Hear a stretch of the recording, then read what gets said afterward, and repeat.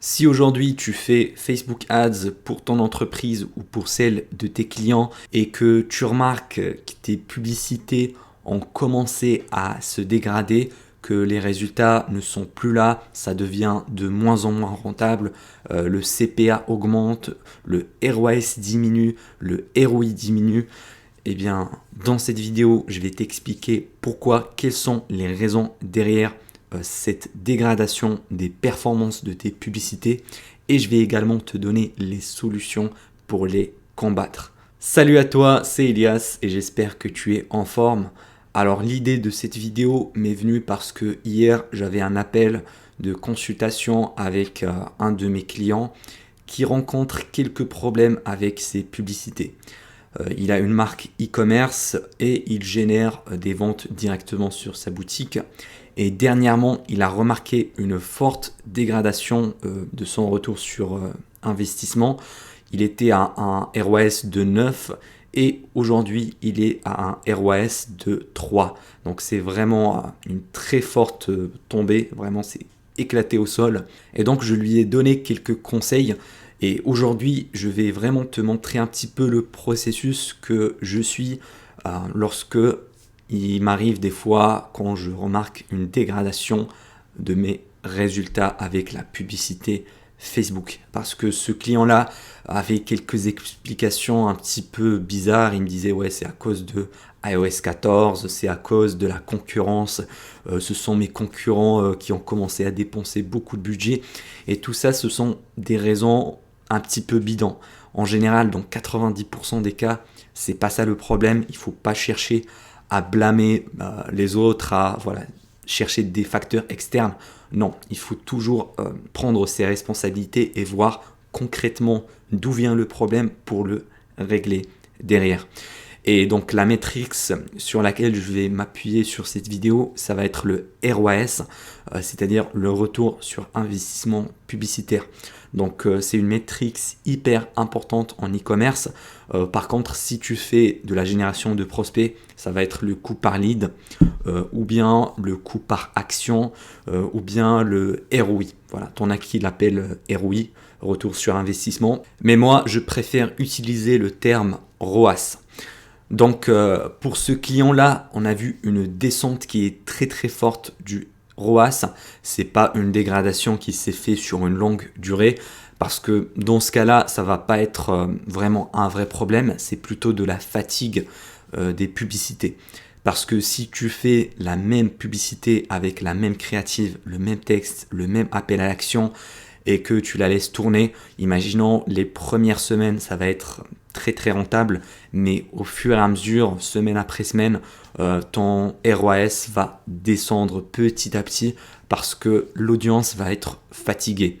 Les mêmes personnes vont revoir plusieurs fois la même pub et logiquement, la dégradation va se faire petit à petit. Donc pour combattre ça, c'est très très simple. Il faut juste changer de créative, tester de nouvelles créatives, de nouveaux angles marketing, lancer de nouvelles offres. Voilà par exemple une offre pour Noël, une offre pour le Black Friday selon les fêtes d'année par exemple. Il faut juste multiplier ces créatives et ces offres. Maintenant, le problème de ce client-là, c'était plutôt une chute forte du ROAS directement. Et le problème là vient de la chute du ROAS, mais le ROAS en vrai, on ne peut pas le manipuler, on ne peut pas le changer. C'est pas le ROAS qui est tombé, il y a une autre métrique qui a été influencée. Parce que le ROAS, c'est pas vraiment une métrique de performance directe, c'est juste une conséquence. Et les autres métriques, ce sont eux qui vont nous donner le ROAS. Et là, je parle notamment du CPM, du coût par clic, du CTR et également du panier moyen. Tous ces paramètres-là vont influencer le ROAS. Donc le problème, il ne vient pas du ROAS en question, il vient des autres métriques. Et là, il va falloir analyser métrique par métrique pour voir d'où vient le problème précisément afin de le régler. Donc là où je veux en venir, c'est que le ROAS, tu ne peux pas l'augmenter directement. Ce sont plutôt les autres métriques que tu pourras essayer d'optimiser un maximum et la conséquence va être le ROAS. Et sur ces métriques-là, tu en as deux principales. Tu en as qui sont liées à la pub en elle-même, c'est-à-dire le coût par clic, le CPM, le CTR. Et tu en as d'autres qui sont liées plutôt au support de conversion, c'est-à-dire au site web. Et là, je parle notamment du taux de conversion du site et également du panier moyen, combien la personne dépense sur le site web. Et donc, ce sont les différentes métriques que j'ai pu analyser pour mon client hier et que je vais te dévoiler tout au long de cette vidéo. Parce que si par exemple ton ROAS aujourd'hui est de 10 et que après c'est descendu brutalement peut-être à 4 ou 5, ça veut dire que tu as fait un changement. Il y a quelque chose qui a changé entre la première fois où tu as eu ce ROAS là et la deuxième fois. Est-ce qu'il y a un changement au niveau de ton site, au niveau de tes pubs? Il faut vraiment analyser métriques par métriques afin de savoir laquelle qui a chuté et qui a causé cette différence-là de ROAS. Et du coup, c'est ce que j'ai fait avec mon client hier. On a pris les résultats du mois précédent et de ce mois-là et on a essayé de trouver qu'est-ce qui a changé. Alors pour le CPM, on a remarqué qu'il n'a pas du tout changé, ou bien je crois que c'était le CPM a même diminué un petit peu, peut-être de 2 euros ou 3 euros, donc c'est plutôt quelque chose de positif. Donc le problème n'était pas au niveau du CPM. Et ensuite, on a regardé également le CTR et effectivement, on a remarqué qu'il a diminué un petit peu. Il était à un CTR de 2,5 et maintenant il est passé à un CTR de 2,1. Donc ça fait 0,4% de différence, mais c'était assez faible, donc c'était pas vraiment assez significatif pour justifier de la chute énorme du ROAS. Donc le problème, il venait pas du tout du CTR. Et donc pour le coût par clic, c'est pareil, il avait augmenté un tout petit peu, je crois de 15 centimes ou de 20 centimes. Donc il n'y a pas eu d'énormes changements au niveau des publicités. Les métriques sont restées un petit peu stables. Voilà, une petite dégradation, mais ça n'explique en aucun cas la chute brutale du ROAS. Donc là, on pourrait dire que la publicité n'a pas un problème, c'est pas à cause de la pub que ça ne marche plus. Donc on est allé voir le site web parce que c'est là d'où vient certainement le problème. On a regardé le taux de conversion sur le mois précédent et sur ce mois-là, et on a vu également le panier moyen entre le mois précédent et ce mois-ci. Et devine quoi, au niveau du site, il a fait un énorme changement. Il a refait ses fiches produits, il a refait avec un nouveau branding, avec de nouvelles couleurs. Il a changé plein de choses dans son site web sur ses fiches produits. Par contre, ils vendent toujours les mêmes produits, bien sûr, avec les mêmes couleurs, les mêmes tailles, etc. Donc le panier moyen n'a pas changé, il est resté quasiment le même. Par contre, le taux de conversion a fortement chuté.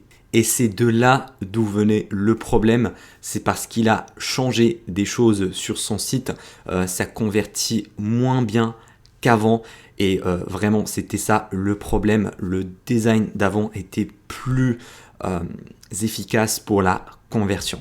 Donc je pense que tu as compris un petit peu l'idée. Il ne faut pas toujours blâmer la publicité, voilà, dire que c'est à cause d'elle que ça ne marche plus, que c'est à cause de Facebook ou chercher des excuses. Il faut plutôt avoir une approche logique et analytique. Il faut regarder les métriques de la pub et regarder les métriques du support de conversion et à la fin comparer entre ces métriques-là ce mois-ci et les métriques du mois précédent ou bien de la semaine précédente. Comme ça, tu vas voir d'où vient exactement le problème et quel est le changement qui a causé ce changement-là du ROAS. Est-ce que il a descendu parce que peut-être tu as fait une nouvelle publicité qui a un très faible CTR? Est-ce que tu as changé ton site web? Du coup, ça a causé une chute de taux de conversion comme avec mon client. Ou bien est-ce que tu as changé également le panier moyen? Par exemple, si tu proposes des produits avec 3 coloris et que les 2 coloris sont plus disponibles en stock et qu'il reste un seul coloris, dans ce cas-là, le panier moyen va sûrement descendre, le taux de conversion également, parce que les gens ne veulent pas acheter qu'un seul coloris, ils veulent également les autres modèles. Donc il y a vraiment plein de facteurs qui peuvent influencer, qui peuvent expliquer pourquoi tes pubs ne marchent pas, et la meilleure solution c'est de disséquer par la logique métrique paramétrique. Et donc le job de la publicité, c'est juste d'attirer du trafic qualifié vers une destination qui va être le support de conversion. Donc si ta pub est efficace et apporte de bons résultats avec les métriques comme le CTR, le CPC, il faut voir plutôt le problème s'il vient du support de conversion. Parce que si tu attires du bon trafic sur un site, mais c'est juste un site web pourri qui ne convertit pas, qui ne pousse pas à l'achat, et ben dans ce cas-là, tu es en train de jeter ton argent par la fenêtre. Peu importe le budget pub que tu vas dépenser, ça ne va pas convertir. Et pour augmenter le ROAS, il y a plusieurs leviers. Tu peux soit augmenter le taux de conversion de ton site web, tu peux augmenter ton CTR en ayant des publicités plus impactantes, plus attirantes, mais le moyen le plus facile et le plus simple, c'est d'augmenter le panier moyen. C'est vraiment une des métriques les plus faciles à influencer pour augmenter sa rentabilité, et pourtant beaucoup de gens ne le font pas. Et pour augmenter le panier moyen, c'est très très simple. Tu peux soit rajouter des upsells, des cross-sells, ou bien faire de l'email marketing pour relancer également au niveau du back-end. Et ça va augmenter la valeur par client qui achète sur ton site. Parce que c'est plus facile de vendre quelque chose à un client déjà existant que d'aller chercher un nouveau client et essayer de lui vendre un produit qu'il ne connaît pas. D'accord, c'est plus facile de faire dépenser quelqu'un plus d'argent sur ton site en upsell par exemple, parce qu'il a déjà l'intention d'acheter. Donc autant lui proposer d'autres produits supplémentaires pour augmenter le panier moyen. Et ça, c'est pas valable que pour l'e-commerce, c'est même valable pour tout type d'entreprise.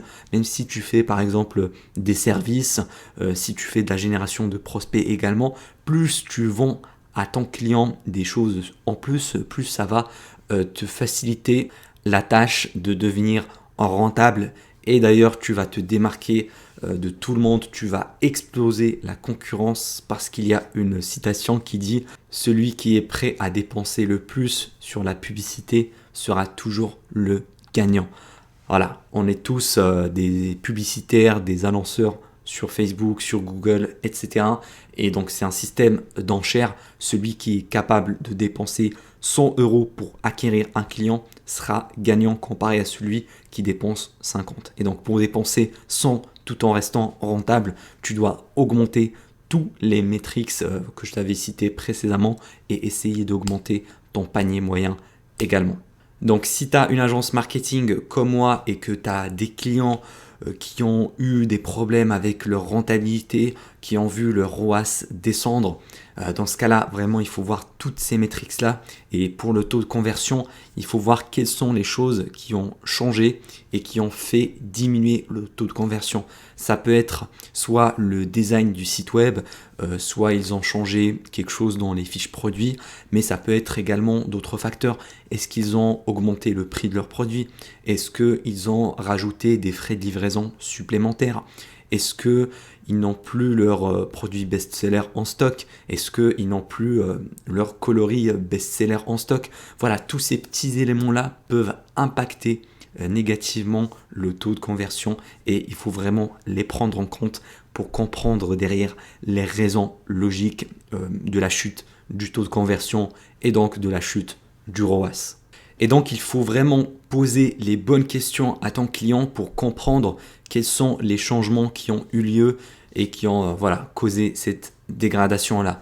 D'ailleurs, pour la publicité en elle-même, si tu veux améliorer ces métriques comme par exemple le coût par clic, avoir un CPC moins élevé, il faudra tout simplement tester de nouvelles créatives qui sont plus impactantes, qui vont toucher les émotions de ton avatar client cible pour qu'il achète le produit en question. Et puis également multiplier les offres sur ces publicités. Par exemple, il y a plein de types d'offres disponibles, soit 20% en promotion, 50% en promotion, 50 euros de réduction, un code de 200 euros de réduction, de acheter un offert. Il y a plusieurs types d'offres possibles. Et moi personnellement, dans mes comptes clients, j'ai plusieurs offres qui sont en train de tourner en même temps parce que ça me permet de voir quelles sont les offres qui fonctionnent le plus, quels sont les types d'offres les plus attractives et les plus rentables, et je supprime également les offres qui sont les moins rentables. Donc il faut tester plusieurs créatives avec plusieurs offres pour trouver les combinaisons gagnantes. Au niveau des audiences, j'essaie de rester assez large parce qu'avec l'algorithme de Facebook, il est devenu vraiment très performant. Il peut trouver tes clients idéaux sans besoin de trop le restreindre avec des petits intérêts. Donc je mets des intérêts très très larges de 200, 300 000 personnes en e-commerce. J'ai pas peur également des intérêts à plusieurs millions. J'essaie vraiment de rester assez large et je te conseille de faire pareil. Même si vraiment l'audience, les intérêts, c'est pas quelque chose qui va faire une grosse différence, c'est plutôt la pub, les créatives et les offres. C'est ça la chose la plus impactante. D'ailleurs, tu trouveras un cadeau offert dans le premier lien en description si tu veux monter une agence à 6 chiffres. Sinon, je t'invite à aller voir la vidéo qui apparaît ici et dans laquelle je te montre l'erreur à ne surtout pas faire avec tes publicités Facebook. Allez, on se retrouve là-bas.